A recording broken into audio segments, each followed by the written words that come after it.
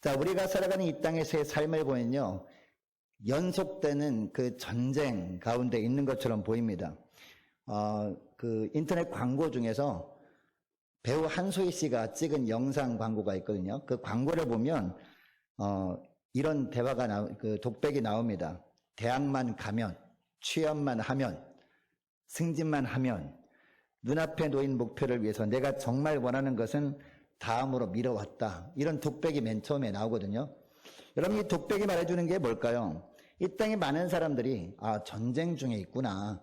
근데 고3 학생들은 입시 전쟁을 치르고 있습니다. 그리고 여러분, 대학만 가면 끝납니까? 대학 졸업하면요, 취업 전쟁에 우리 아이들이 내몰리게 됩니다. 취업만 하면 끝나는 게 아닙니다. 취업을 해서 직장에 다니기 시작하면요, 승진 전쟁이 또 이 앞을 가로막고 있는 것을 보게 됩니다. 자, 이것뿐만이 아닙니다. 근데 결혼하는 것도 어떻게 보면 전쟁이죠. 예. 뿐만 아니라 결혼한 후에도 이제 아이를 낳게 되면 육아 전쟁이 또 시작됩니다. 요즘은 우리는 무더위와 지금 싸우고 있습니다. 그리고 또 우리가 마스크하고 다니는 이유가 뭡니까? 지금 코로나와 지금 전쟁을 치르고 있는 것이죠. 많은 의료진들이 헌신 때문에 지금까지 우리나라가 그나마 이 정도까지 하고 있지만 우리도 나름대로 이 마스크를 잘 끼고 다니면서 방역도 철저히 하면서 이 코로나와 전쟁을 치르고 있다는 겁니다. 이 전쟁 걱정 없이 이제 좀 편안하게 살아보려나? 라고 하다 보면요, 우리를 돌아보게 되면 우리가 벌써 늙어져 있어요.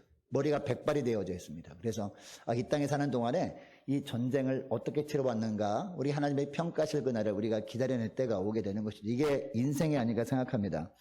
여러분, 우리는 날마다 수많은 전쟁을 치르며 살아가고 있는데 진짜 중요한 전쟁이 어떤 전쟁이죠? 이처럼 눈에 보이는 전쟁이 아닙니다. 눈에 보이지 않는 영적 전쟁이 진짜 전쟁이라는 겁니다.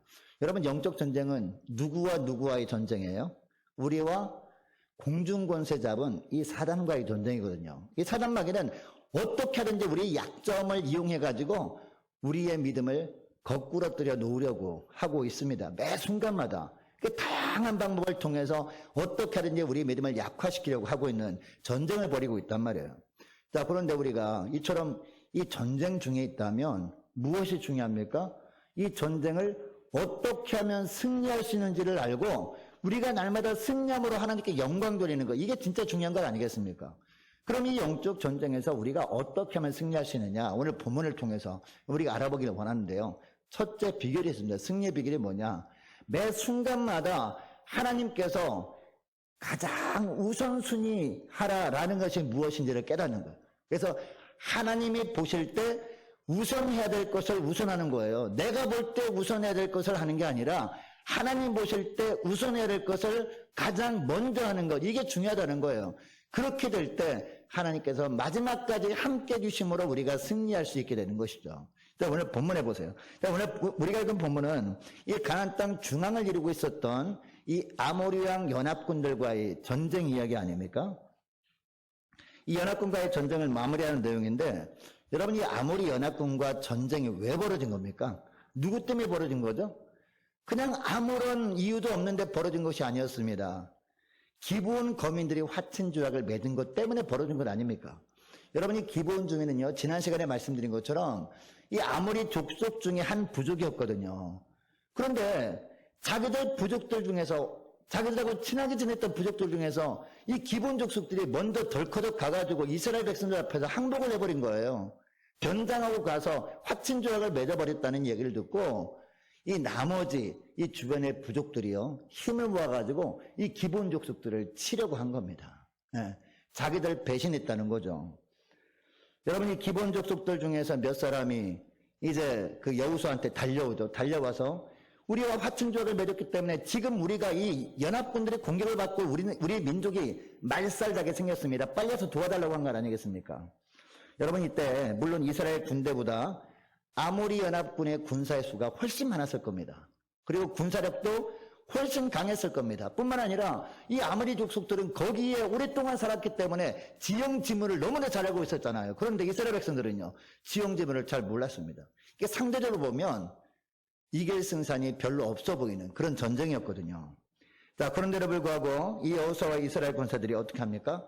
도움 요청을 받은 즉시 밤새도록 달려가서 이 아모리 연합군들과 전쟁을 벌입니다. 여러분, 당시 여호수아와 이스라엘 군사들이 이렇게 할 수 있었던 이유가 뭘까요? 객관적으로 보면 별로 승산이 없어 보이는 전쟁이었습니다. 그럼에도 불구하고 힘을 다하여 즉각 가서 전쟁에 참여한 이유가 뭐냐? 물론 인간적으로 볼 때는 눈에 보이는 전력은 강하지 않는 것처럼 보였지만 전쟁에 능하신 하나님께서 누구와 함께 하셨다? 이스라엘과 함께 하셨다. 이것을 그동안 체험해 왔잖아요. 그리고 지금도 그 하나님께서 전쟁에 능하신 하나님께서 우리와 함께 하신다는 확신이 있으니까 자신감이 있었던 거예요. 나에게는 힘이 없지만 나와 함께 하신 하나님은 전능하신 하나님이시기 때문에 이런 확신 가지고 나아갈 때 하나님께서 정말 도와주셨잖아요. 이 하나님이 어떻게 싸우십니까? 뭐까지 동원하셔요? 큰 우박 덩어리를 막 내리시는 그런 천재지변 같은 일까지 동원하시고 승리하셨습니다. 엄청나게 큰 우박들이 막 비처럼 쏟아지는데 이 아모리 연합군들이 군사들만 대부분 죽고 이스라엘 군사들은 하나도 죽지 않은 그런 기가 막힌 그런 은혜를 주신 건 아니겠습니까? 뿐만 아니라 해와 달까지 멈추시면서까지 하나님께서 이스라엘 백성들을 도와주시니까 대승을 거두게 되었습니다. 자, 오늘 본문은요, 그 이후에 남아있는 패잔병들을 처리하는 그런 장면입니다. 자, 16절부터 보시기 바랍니다. 자, 16절. 이제 전쟁에서 패했으니까 이 아모리 연합군의 왕들이 도망가야 될 거 아닙니까? 자, 16절부터 보니까 이 5 왕들이 도망하여 막게다의 굴에 숨었는데 어떤 사람이 이 광경을 다 지켜보고 있었던 거죠. 그래서 이 어떤 사람이 여호수아한테 가서 이야기를 해버린 겁니다. 여러분, 이 5 왕들은요, 전부 다 신분이 왕들이었습니다. 여러분, 전쟁에 참여한 왕이라면요, 당연히 어떻게 해야 됩니까? 이 왕들끼리 모여있는 것이 아니라 자기 나라의 군사들과 함께 될 거 아닙니까? 근데 오늘 본문에 보니까 이 5 왕들이 함께 모여있다가 막게다 굴로 도망했다라고 하고 있습니다. 여러분, 이들이 어떻게 이렇게 한 것일까요? 괜히 그냥 전쟁에 참여해서 군사들과 함께 했다가 잘못하다가 생명을 잃을 수도 있는데 그러지 말고 우리는 왕들끼리 이렇게 모여있다가 여차하면 우리가 안전한 곳으로 피해서 우리 목숨이라도 부지하자, 이렇게 했던 것 아닐까 생각합니다. 여러분, 그리고 그 당시 전쟁에서는요, 적장의 목을 베어야 전쟁이 끝나거든요. 그래서 당시 여호수아 이스라엘 백성들은요, 이 전쟁에서 적군들을 막 치면서 누구를 찾았을까요? 적장 왕을 먼저 찾고 그 왕을 죽이면 전쟁이 끝나는 거 아닙니까? 그래서 왕을 계속해서 찾게 되었던 것이죠. 자, 그런데 어떤 사람의 신고로 이 막게다 굴에 이 왕들이 숨어 있다는 것을 이 여호수아와 이스라엘 백성들이 알게 되었습니다. 그럼 이제 만약에 일반적인 상황이라면 어떻게 하면 됩니까? 군사들을 보내서 왕들을 끌어내서 이 여호수아가 이 왕들의 목을 치면 전쟁이 끝나는 겁니다. 그러나 18절 말씀을 보시기 바랍니다. 18절 말씀 보니까 여호수아가 어떻게 합니까? 18절 중반절 특히 보면 굴 어귀에 큰 돌을 굴려서 막게 합니다. 이 굴에서 나오지 못하게 막은 거죠. 그리고 사람들을 그 곁에 두어서 그들을 지키게 합니다. 여러분, 왜 이렇게 한 걸까요?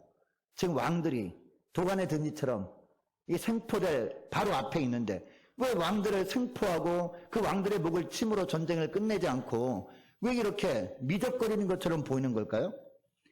하나님 보실 때요, 이것보다 더 우선해야 되는 일이 있었기 때문이라는 거죠. 여러분, 하나님 보실 때 가장 우선해야 되는 게 뭡니까? 이스라엘 백성들이 가나안 땅에 들어오기 전에요, 이 신명기에 보면은 이 모세를 통해서 하나님께서 이스라엘 백성들에게 말씀하시거든요. 너희들 가나안 땅에 들어가면 거기에 가나안 7 족속들이 살고 있을 텐데 그 족속들을 어떻게 하라? 다 진멸하라 라고 말씀하십니다. 남겨놓지 말고 다 죽이라 라고 합니다. 왜 그렇습니까?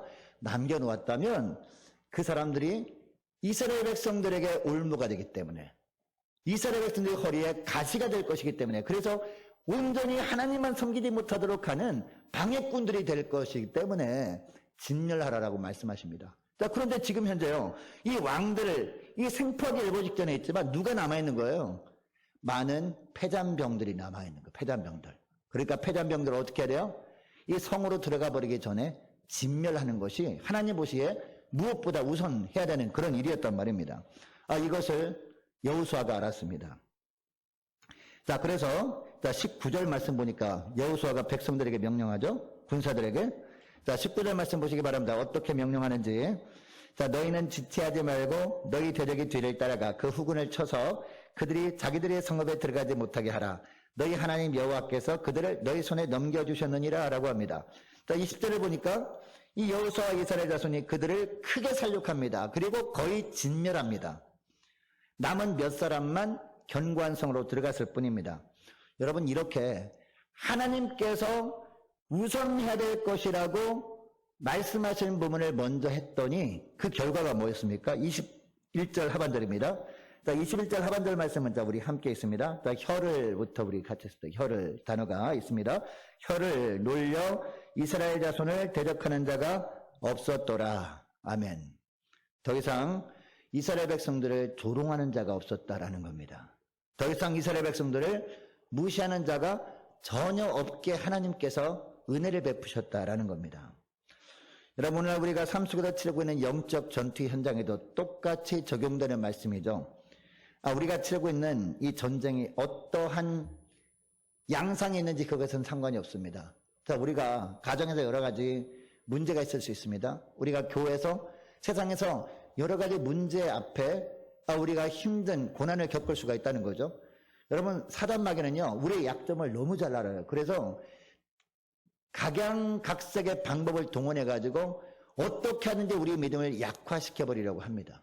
그래서 다양한 고난이 우리 앞에 놓일 수 있다는 거죠. 여러분, 그때 우리가 정말 간절히 하나님만 의지함으로 말미암아 하나님의 도우심으로 승기를 잡을 수 있다니까요. 야, 이제 거의 끝났구나, 전쟁에서 완전히 승리했구나 라고 느껴지는 그런 때를 만날 수가 있다는 거죠. 근데 아직 전쟁이 완전히 끝나진 않았단 말이에요. 왜? 언제 전쟁이 끝납니까? 주님이 이 땅에 오실 때가 돼야 전쟁이 끝나는 거거든요. 주님이 우리를 부르실 때가 돼야 전쟁이 끝나는 거 아니겠습니까? 그 이전까지 우리가 어떻게 해야 돼요? 정신을 똑바로 차리고 우리가 잊어버리면 안 되는 게 있다는 거죠. 뭘 잊어버리면 안 돼요? 하나님께서 무엇을 우선하라고 하는지 이것을 우리가 잊어버리면 안 되는 거예요. 잘 모르면요, 그때 기도하는 겁니다. 하나님, 주님께서 이 상황에서 전쟁이 거의 끝나간 것 같은데 이 상황에서 무엇을 우선하기를 원하십니까? 라고 기도하는 거예요. 그리고 주님께서 깨닫게 하시면 하나님이 우선하기를 원하시는 것을 먼저 하는 거예요. 내가 볼 때 이걸 먼저 하는 것이 좋은 것 같다, 그 생각 다 내려놓는 거예요. 그래서 하나님께서 가장 먼저 하기를 원하시는 것, 이것을 먼저 행할 때 하나님이 우리에게도 똑같은 축복을 주시는 거죠. 어떤 축복이요? 자, 21절 하반절 말씀 같은 축복을 주시는 겁니다. 다시 21절 하반절 말씀 보니까 혀를 놀려 이스라엘 자손을 대적하는 자가 없었더라, 이런 말씀 하잖아요. 세상에서나 가정에서나 그 어디에서나 그동안은 우리가 정말 믿음으로만 사는 걸 보면서 조롱하는 자들이 있어요. 비웃는 자들이 있습니다. 그런데 우리 삶 가운데 함께 하시는 하나님의 능력을 느끼면서 더 이상 우리를 조롱하거나 우리를 놀리거나 또 우리를 무시하는 자들이 없도록 주님께서 다 평정시켜 주신다, 이런 놀라운 말씀을 하고 계십니다. 여러분, 이것을 기억하시고 어떤 상황 속에서도 우리가 늘 기억해야 될 것이 뭡니까?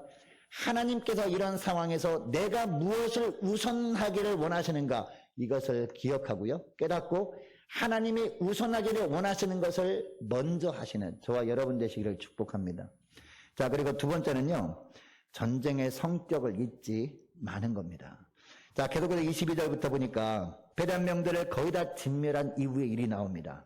자, 22절 말씀 보면 이제 막기라 굴에 가두어 놓았던 왕들 있잖아요. 다섯 왕들을 굴에서 끌어내게 합니다. 자, 24절 보니까요, 이 왕들을 여호수아 앞에 끌어냅니다. 이때로 보면 여호수아 혼자서 왕들을 그냥 치고 그냥 전쟁 끝났다고 선포하면 됐거든요. 그런데 여호수아가 어떻게 합니까?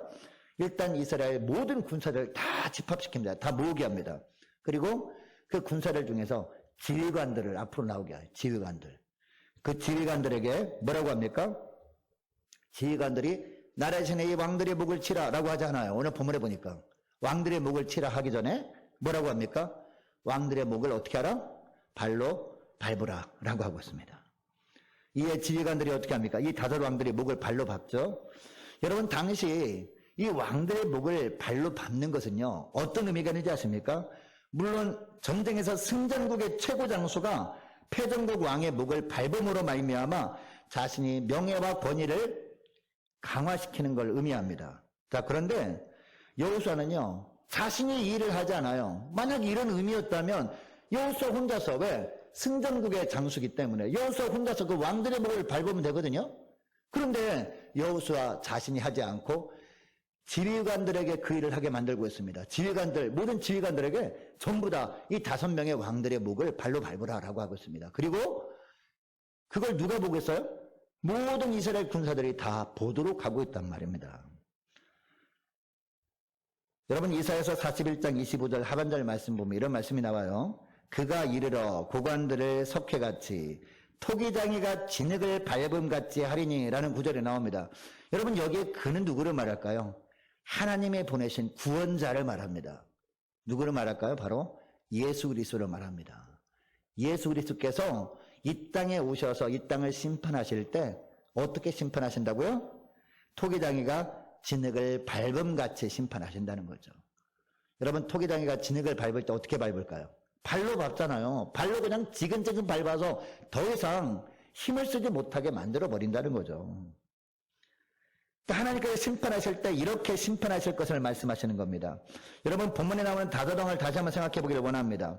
당시 이들이 거주하는 곳에서 사람들이 세상에서 원하는 것들을 전부 다 얻은 사람들 아닙니까? 이 왕들 생각해 보면 이들은 모두는 왕이었기 때문에요. 사람들이 얻고자 하는 것들 전부 다 가진 사람들이었습니다. 사람들은 어떻게 하면 돈을 많이 벌까 하잖아요. 근데 왕들은요. 그 나라의 모든 것들이 다 왕의 것이잖아요.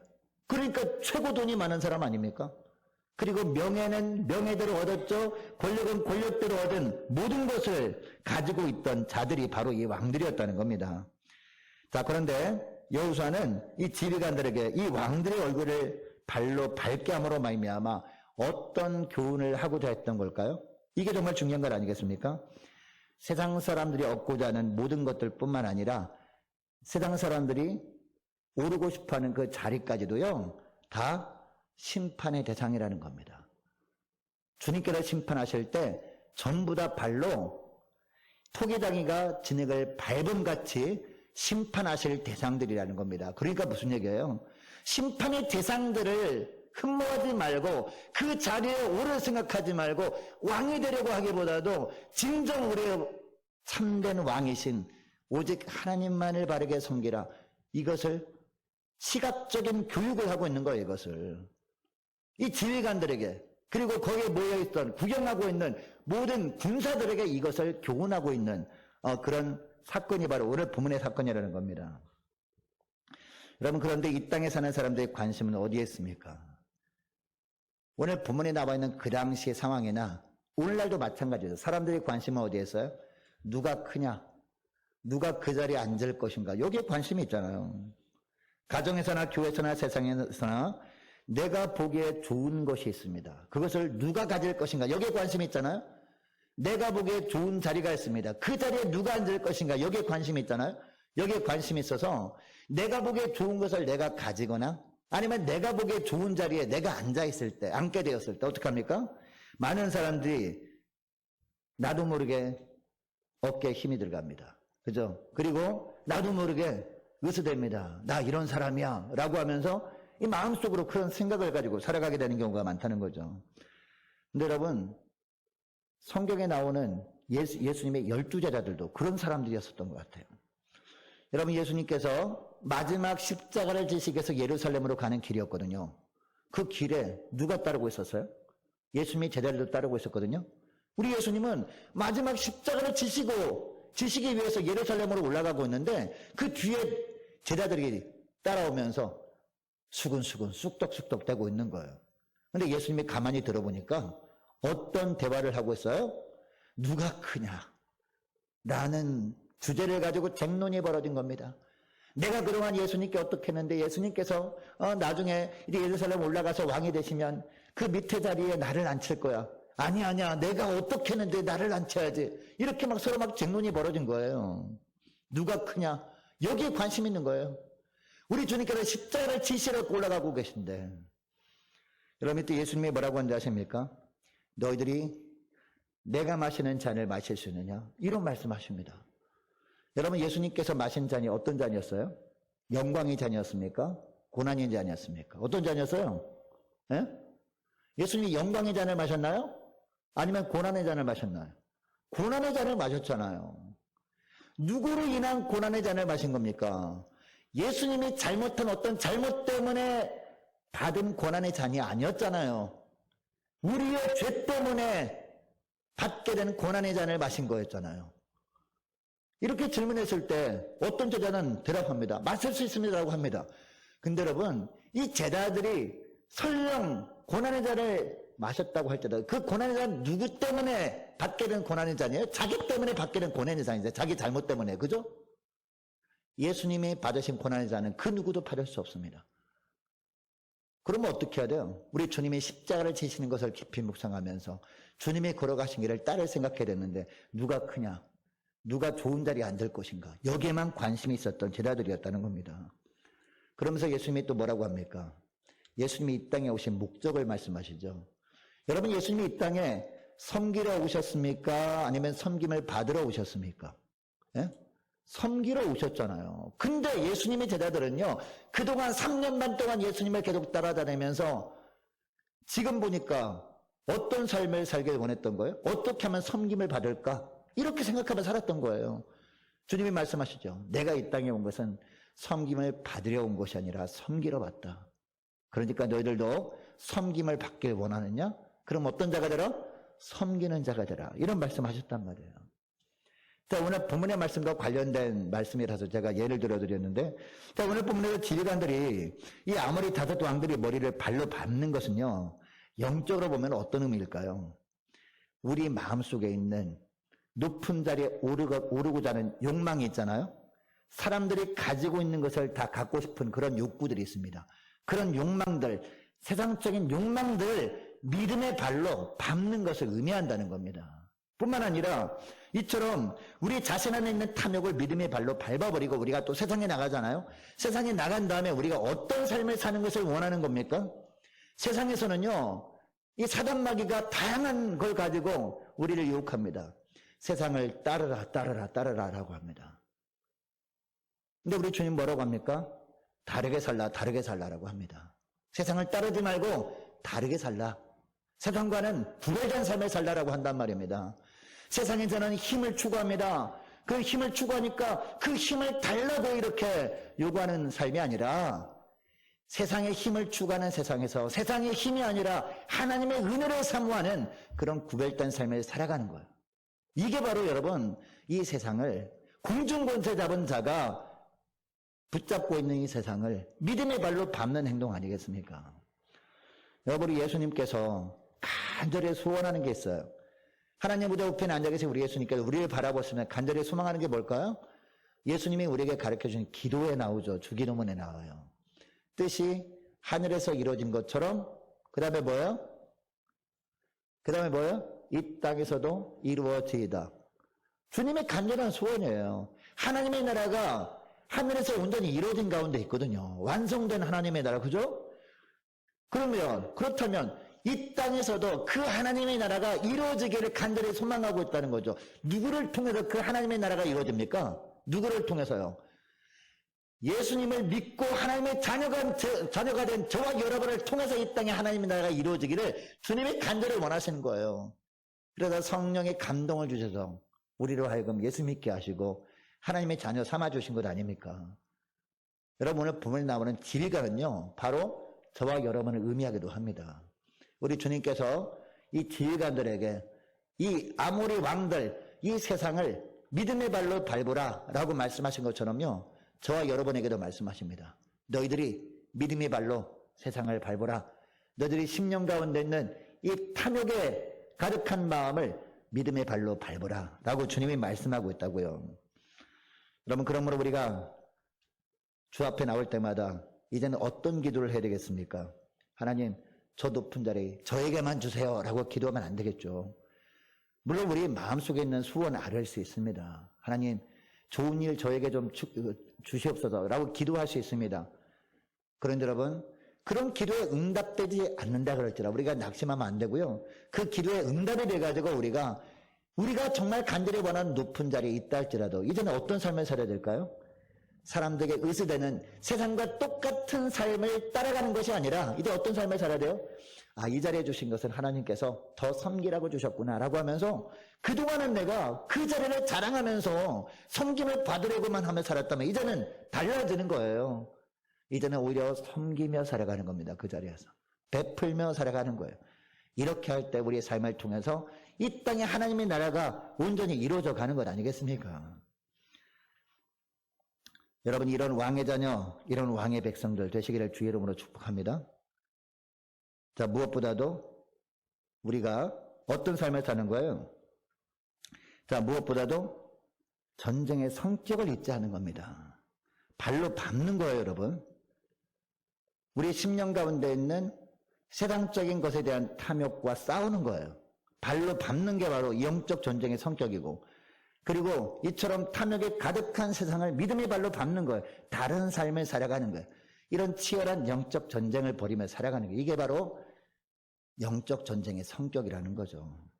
여러분, 이것을 기억하시고 오직 무엇보다도 우리가 믿음의 발로 우리 심령 가운데 있는 욕심이 가득한 우리의 마음을 믿음의 발로 밟고, 또 세상에서도 세상을 따라가는 삶이 아니라 세상과 다르게 사는 복된 삶을 살아감으로 이런 악이 가득한 세상을 믿음의 발로 밟으며 하나님께 영광 돌리는 저와 여러분 되시기를 축복합니다.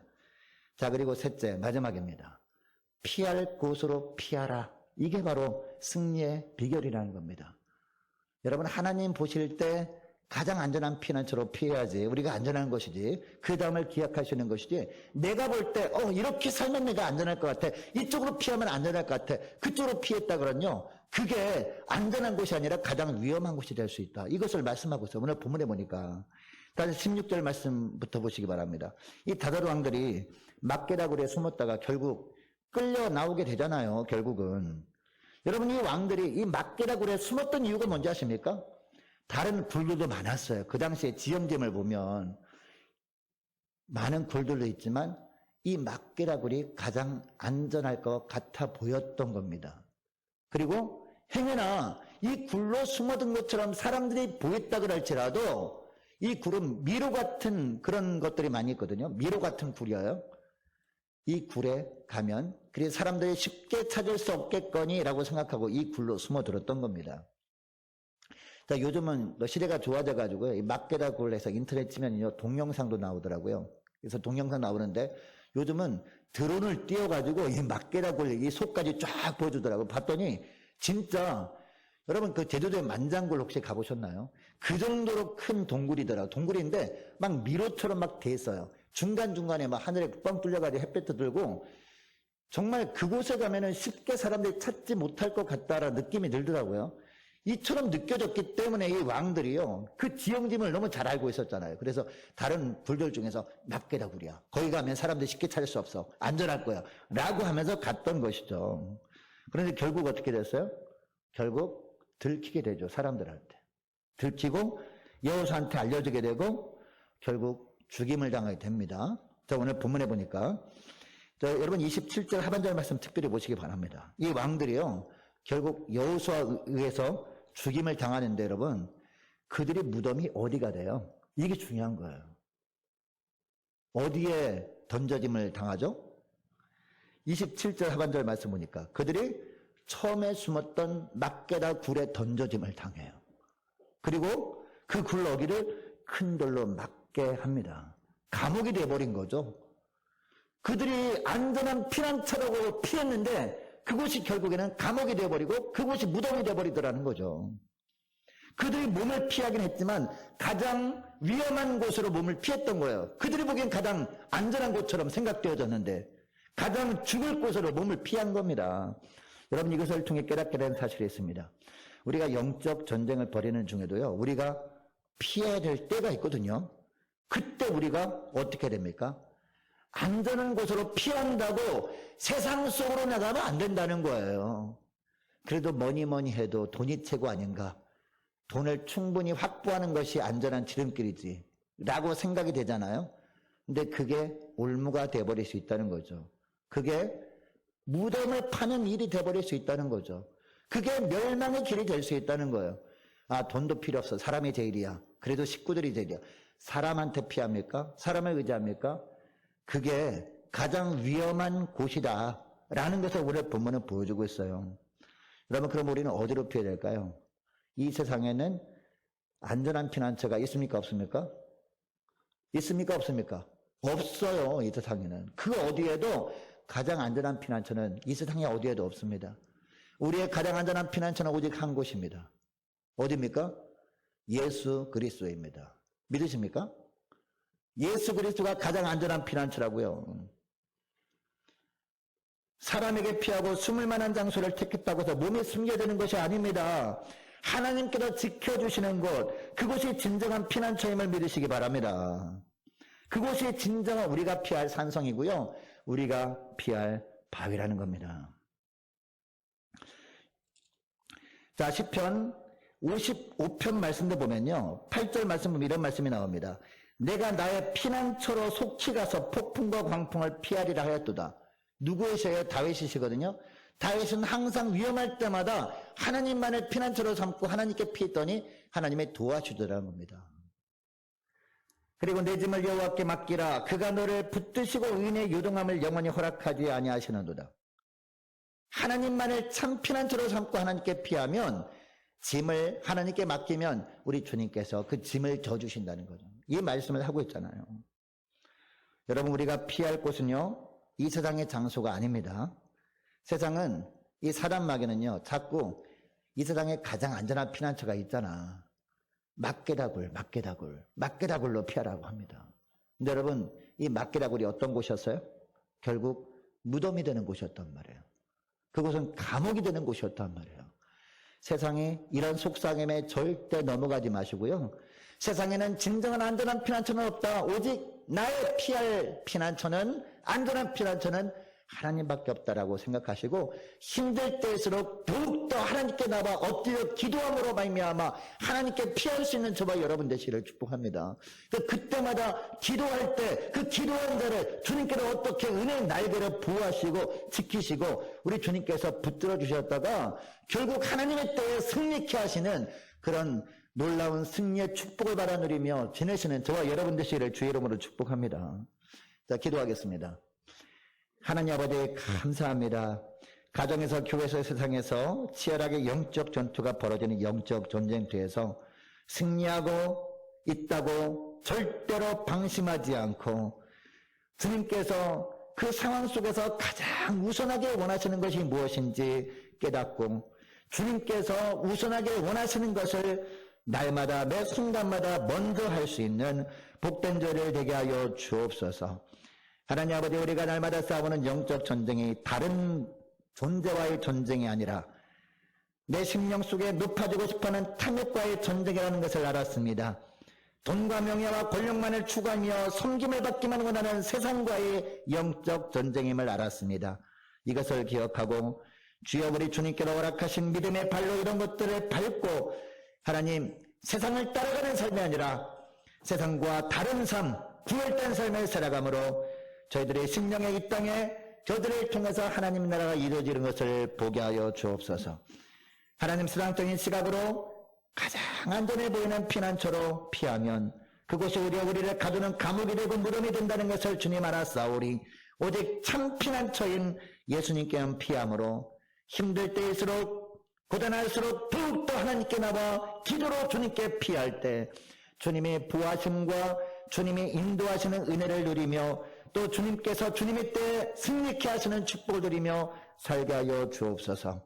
감사드리오며 우리 주 예수 그리스도의 이름으로 기도드리옵나이다. 아멘.